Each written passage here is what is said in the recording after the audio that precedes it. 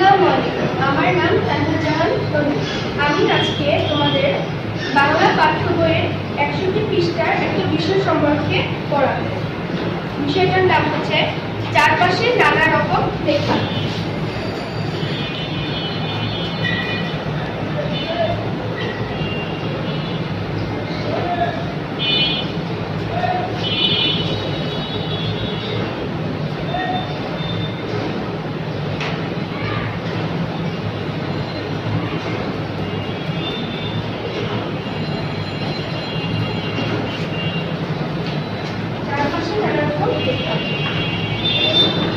আমরা বাড়ি থেকে সবাই বের হই, আমরা বাড়ি থেকে বের হই, স্কুলে যাই, কলেজে যাই বা ঘুরতে যাই।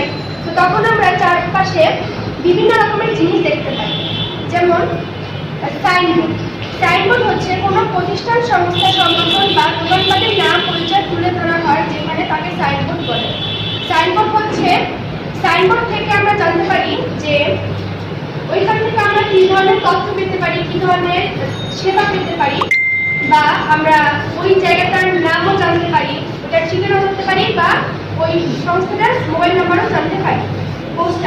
পোস্টার হচ্ছে বড় আকারের কাগজে কোনো কথা বা ছবি লেখা হলে বা ছাপানো হলে তাকে পোস্টার বলে।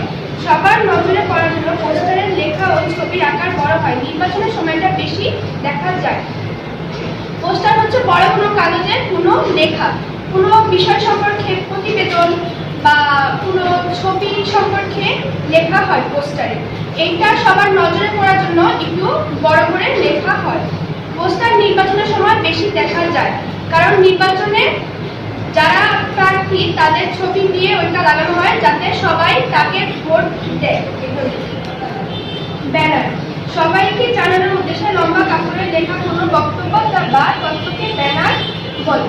ব্যানার হচ্ছে যেমন 21শে ফেব্রুয়ারি, স্বাধীনতা দিবস, 26শে মার্চ, তারপরে 16 ডিসেম্বর, এগুলো সম্পর্কে ব্যানারে লেখা থাকে, যাতে আমরা জানতে পারি যে ওই দিন কি হয় বা এরকম কিছু।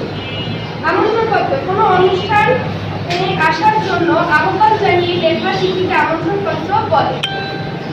আমন্ত্রণপত্র হচ্ছে আমি কাউকে আমন্ত্রণ করব, সেই জন্য একটা লেখা।